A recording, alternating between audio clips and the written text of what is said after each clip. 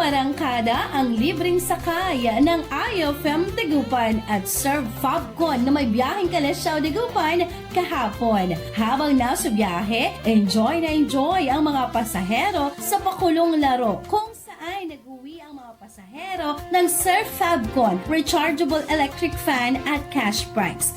Nagpasalamat ang mga pasahero sa IFM Dagupan at Surf Fresh Express na malaking bagay umano kahit papaano dahil nakabawas sila sa gastos. Abangan ang susunod pang libreng sakay hatid ng IFM Dagupan at Surf Fresh Express sa iba pang ruta. Yan ang ating good news for today. Ako si Idol Tita Ronnie Tatak, IFM.